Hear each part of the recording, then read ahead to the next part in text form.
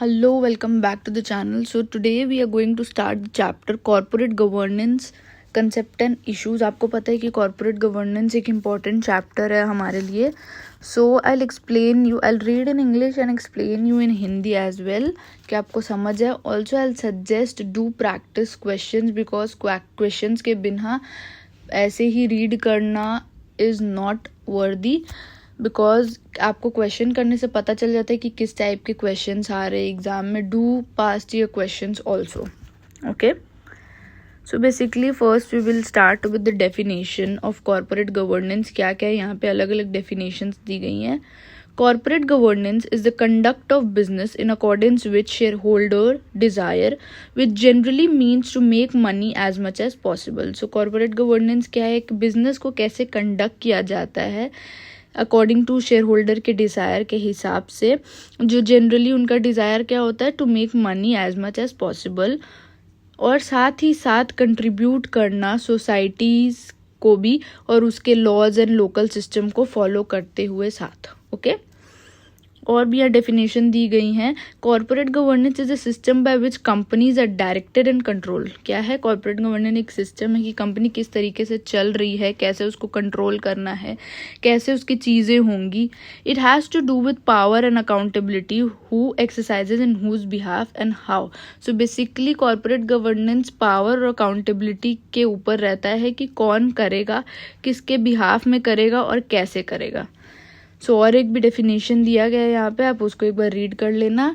I will suggest कि इसमें से कोई भी एक डेफिनेशन को तो आप याद कर लो अच्छे से, क्या ये किसने बोला था और ये डेफिनेशन है कॉर्पोरेट गवर्नेंस का. Okay, so next is objective of corporate governance. Corporate governance का ऑब्जेक्टिव क्या है. So first objective is company to justifiably satisfy the stakeholders by balancing conflict of interest among the stakeholders. So company को क्या करना होता है कि जो भी conflict of interest हो रहा है अलग अलग stakeholders के बीच में, उसको ठीक करना, उसको balance करना और satisfy करना जितने भी stakeholders को है. ओके, ये ऑब्जेक्टिव है कॉर्पोरेट गवर्नेंस का. Company adopts transparent, logical and justifiable policies affecting the stakeholders in all areas of management. So company क्या अडॉप्ट कर लेती है, एक ट्रांसपेरेंट और लॉजिकल तरीका से कैसे चला जा सकता है, जो पॉलिसीज़ को सही से जस्टिफिएबली पॉलिसी को फॉलो किया जा सकता है. Okay, ideal composition of the board of director to justify independence of decision. This is now regulated under LODR. Okay, next objective is optimum use of resources of the company. The resources belong to shareholders and thereafter the employees. Customers, financiers are also affected if the resources available is not properly used. So basically जो भी resources है company के वो सही से use होना चाहिए, utilise होना चाहिए उसका ऑप्टिमम, बिकॉज वो बिलोंग करता है शेयर होल्डर्स को, और वो सही से यूटिलाइज नहीं होगा तो वो इन टर्न एम्प्लॉयज़ को भी इफेक्ट करेगा, कस्टमर्स को भी इफेक्ट करेगा, फाइनेंसर्स को भी इफेक्ट करेगा. Okay, so next is to reduce risk by following risk management through due diligence process. So basically क्या अगला ऑब्जेक्टिव है कि जो भी रिस्क होता है उसको रिड्यूस करना. ओके, उसके लिए रिस्क मैनेजमेंट की टेक्निक्स और वो सब प्रोसेस को फॉलो किया जाता है. Establishing strong relationship of trust between the company and stakeholder which enhances the value of the company. Basically corporate governance अगर सही से फॉलो होता है, जो कंपनी है और जो स्टेक होल्डर्स है उनके बीच में एक स्ट्रॉन्ग ट्रस्ट हो जाता है, स्ट्रॉन्ग रिलेशनशिप ऑफ ट्रस्ट हो जाता है. ओके, जो इन टर्न कंपनी का वैल्यू, कंपनी का इमेज इंक्रीज और अच्छा करने में हेल्प करता है. So next is what are the features of corporate governance. So अब हम वो पढ़ेंगे. Okay, the first is a proper tool for transparency, disclosing the state of affairs of the company at every step to every stakeholder that is required to maintain transparency. The concept goes against the theory of suppression of material facts by the company to its stakeholders, may be or may not be for the benefit of the shareholders only. So basically corporate governance क्या feature है उसका कि वो transparency का एक tool है, क्योंकि वो डिस्क्लोज करता है सब state of affairs of the company हर एक स्टेप पे सारे स्टेक होल्डर्स को, ताकि ताकि ट्रांसपेरेंसी मेंटेन रहे। और जो एक थ्योरी होता है कि थ्योरी ऑफ सप्रेशन, कि छुपा के रखना मटेरियल फैक्ट, ये उसके अगेंस्ट रहता है, क्योंकि ये ट्रांसपेरेंट रहता है। सब कुछ जितना भी स्टेटस ऑफ अफेयर्स ऑफ रहते हैं, सब कुछ स्टेक होल्डर्स को बताया जाता है, ट्रांसपेरेंट रहा जाता है। Okay, next is prudent and participative management. The management should use its full intelligence and knowledge for the benefit of stakeholders. Hence, it may be taken that management is prudent and wise in its decision making. So basically क्या है कि management को अपना पूरा intelligence और जितना भी उनके पास नॉलेज है वो यूज करना चाहिए benefits of the stakeholders के लिए। Okay, next feature is enhancing value of the enterprise. Any company should grow from year to year if it wants to satisfy its stakeholders. Value may be monetary हो या reputation से related हो या image हो या goodwill हो। Better governing companies will have better reputation, trust of the stakeholders, and there will be enhancement of business leading to more profit and better enterprise valuation. So आप जानते हो कि जितना भी रेपुटेशन अच्छा होगा कंपनी के लिए, वो कंपनी के लिए ही अच्छा होता है। ओके, अगर सही से गवर्न करेगा कंपनी तो उनका रेपुटेशन अपने आप ही बढ़ जाता है, ट्रस्ट बढ़ता है स्टेक होल्डर्स का, बिजनेस अच्छा हो जाता है उनका, और उस वजह से उनका मोर एंड मोर प्रॉफिट होता है। Okay, next feature is accountability. Success and accountability has to go together. आप जानते हो successful companies will make themselves accountable to stakeholders. There are many combination of relationship that is with the customers, creditors, shareholders, employees et cetera. The company can not say it is accountable to one stakeholder only, it has to be accountable to all stakeholders. So basically जो company रहती है, ऐसा नहीं है कि एक ही stake holder के लिए सब कुछ कर रही है, उनको सब स्टेक होल्डर के लिए अकाउंटेबल होना ज़रूरी रहता है।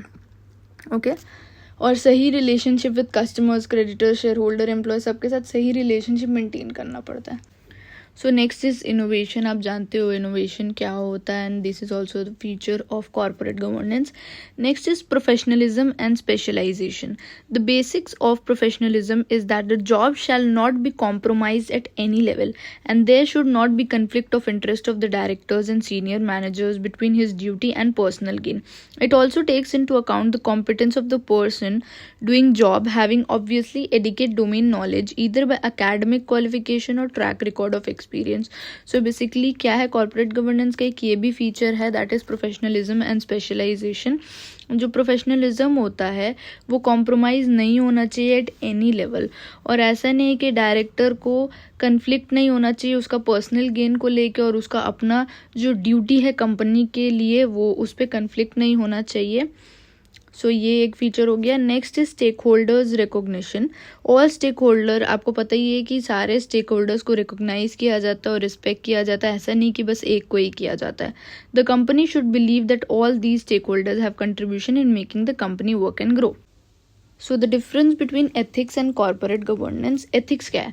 The values and principle considered as foundation. Ethics में जो values और principle होते हैं वो एक main foundation होता है, वो एक inner self से relate करता है of an individual जो reflect करता है at workplace. But corporate governance क्या होता है? ये एक method of governance है, should be ethical values but is the method which are important. Mainly इसमें method important होता है। अब ये तो चलो डेफिनेशन हो गई कि क्या एथिक्स एंड क्या कॉर्पोरेट गवर्नेंस है।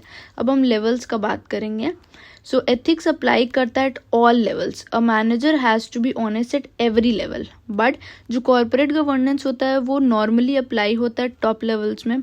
Corporate policies and procedures are made at higher level only. Okay, next is ethics क्या है कि एमर्ज करता है, जो एथिक्स रहता है वो नेचुरली आपको पता है कि वो इमर्ज करेगा, बट जो कॉर्पोरेट गवर्नेंस होता है उसको सही से स्टडी करना ज़रूरी है, एक्सपीरियंस होना ज़रूरी है।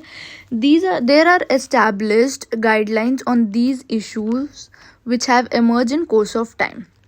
नेक्स्ट, इन जो एथिक्स है उसमें रेगुलेशंस इंपॉर्टेंट नहीं होते हैं, बट कॉर्पोरेट गवर्नमेंट में रेगुलेशन बहुत इंपॉर्टेंट होता है, स्ट्रिक्टली उसको कंप्लाई करना बहुत ज़रूरी होता है। Okay, in most of the countries corporate governance को रेगुलेट किया जाता है।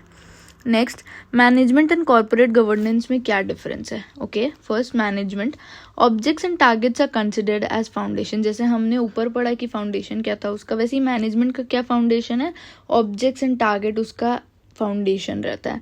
But corporate governance method of governance with ethical values, जैसे हमने ऊपर पढ़ा.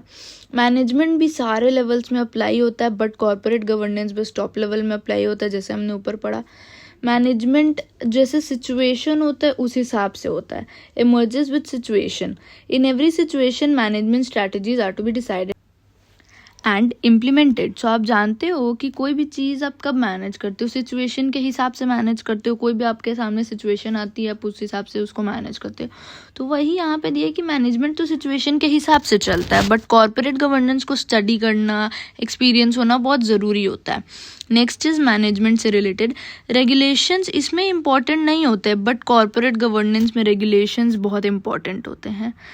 Results are more important than methodology of achieving the result. तो मैनेजमेंट में क्या रिजल्ट आ रहा है वो ज़्यादा देखा जाता है, ज़्यादा ज़रूरी माना जाता है, रादर देन क्या मैनेजमेंट का मेथडोलॉजी फॉलो हो रहा है. बट कॉर्पोरेट गवर्नेंस में मेथडोलॉजी, क्या मेथड यूज हो रहा है अचीव करने के लिए रिजल्ट्स को, वो इम्पॉर्टेंट होता है रादर देन जो रिजल्ट लास्ट में आ रहा है. So next is emergence and evaluation of corporate governance. Corporate governance कैसे इमर्ज किया था एंड टाइम टू टाइम वो कैसे इवॉल्व कर चुका है. सो इसको आप एक बार गो थ्रू करना, बहुत नॉर्मल सी लैंग्वेज में यहाँ लिखा हुआ है, आप रीड करोगे आपको समझ आ जाएगा. इफ़ नॉट आप कमेंट कर लेना, मैं इस टॉपिक को भी ले लूँगी, but give it a try by yourself. आप एक बार इसको रीड करके देखो.